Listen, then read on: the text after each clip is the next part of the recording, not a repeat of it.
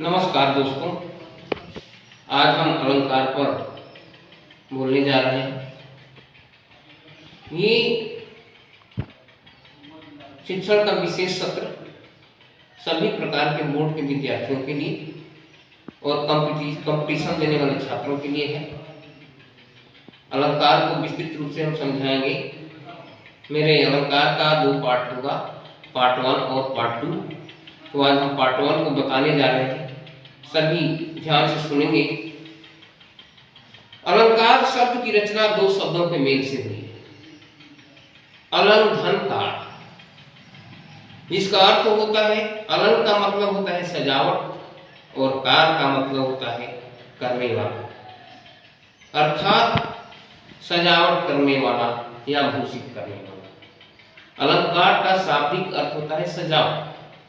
लेकिन जिस प्रकार व्यक्ति अपने आभूषणों से शरीर को सजाता है, उसी प्रकार कवि कविता को सुंदर ढंग से सजाता है। काव्य की शोभा बढ़ाने वाले को ही हम अलंकार कहते हैं। यानी काव्य की शोभा बढ़ाने के लिए कवि शब्द या अर्थ के माध्यम से जो चमत्कार उत्पन्न करता है, उसे हम अलंकार कहते हैं। अब अलंकार के 2 भेद होते हैं। पहला है शब्दालंकार और दूसरा है अर्थालंकार। तो हम आज जो है शब्दालंकार की चर्चा करेंगे। शब्दालंकार के 3 भेद होते हैं। पहला है अनुप्रास अलंकार, दूसरा है यमक अलंकार और तीसरा है श्लेष अलंकार। अब अनुप्रास किसे कहते हैं, इसको समझेंगे। अनुप्रास हम किसे कहेंगे, इसको समझना है। जहां किसी वर्ण की आवृत्ति 1 से अधिक बार होती है, वहां अनुप्रास अलंकार होता है। वर्ण का मतलब अक्षर, यानी जहां किसी वर्ण की आवृत्ति 1 से अधिक बार यानी बार बार होती है, तो वहां अनुप्रास अलंकार होता है। जैसे चार चंद्र की चंचल किरणें खेल रही है जड़थल में, यहाँ च च च वर्ण की आवृत्ति बार बार हो रही है।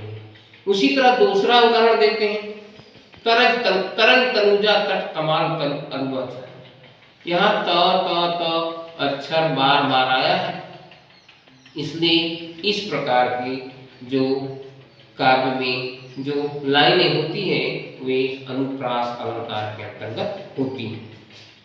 एक आध उदाहरण और बता देते हैं, जैसे काली दिकुल कदम्ब की डाल, यहाँ क वर्ण की आवृत्ति बार बार हुई। तो इस प्रकार के का जो छंद जैसे बनता हो, वहां जो है क क बार बार या जो भी वर्ण बार बार आया हो, वहां जो है अनुप्रास अलंकार होता है। अब दूसरा हम लोग समझेंगे यमक अलंकार।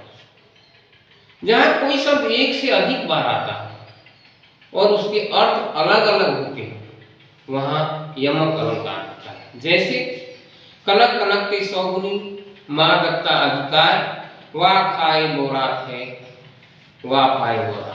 एक कनक का मतलब होता है सोना और एक कनक का मतलब धतूरा। तो 2 बार कनक कनक आया है, दोनों का अर्थ जो है अलग अलग है। और जहां एक ही शब्द बार बार आए लेकिन उसके अर्थ भिन्न भिन्न हो, तो वहां यमक अलंकार होता है। जैसे 3 बेर खाती है 3 बेर खाती है, तो 1 बेर का मतलब होता है बार और 1 बेर का मतलब होता है फा। फिर तू मोहन के उर्वशी है वह उर्वशी समान। उर्वशी उर अर्थात हृदय में बसी हुई, और उर्वशी एक उर्वशी अप्सरा का नाम है। तो एक ही शब्द जो है बार बार आए लेकिन वहां उसका अर्थ भिन्न भिन्न हो, तो वहां जो है यमक अलंकार होता है। जैसे कर का मन का डाल दी मन का फिर, तो एक मन का अर्थ है मन का और हृदय का, और एक मन का मतलब माला का दाना। फिर तीसरा बचता है शब्दालंकार में श्लेष अलंकार। श्लेष अलंकार यानी श्लेष का अर्थ होता है चिपकना। जहां एक शब्द में कई अर्थ चिपके हों, अर्थात एक शब्द में कई अर्थ हों, वहां श्लेष अलंकार होता है।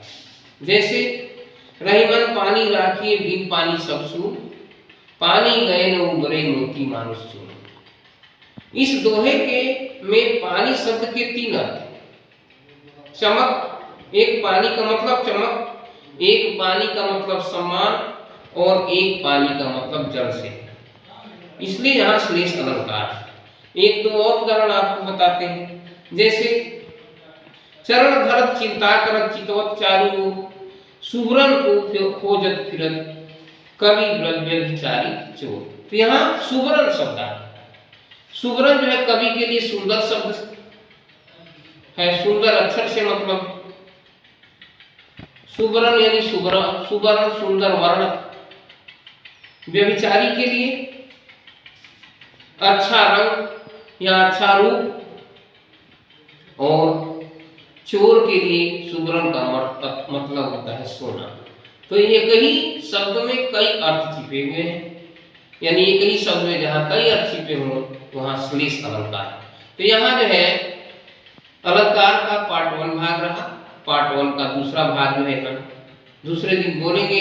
सभी बच्चे जो है इसे ध्यान से पढ़ेंगे, शेयर करेंगे और अपने साथियों को भी शेयर करने को कहेंगे। नए लोग होंगे तो इस चैनल को, दिनेश टीचिंग चैनल को सब्सक्राइब करेंगे और दूर दूर तक फैलाएंगे ताकि उनके ज्ञान में वृद्धि हो सके। Thank you.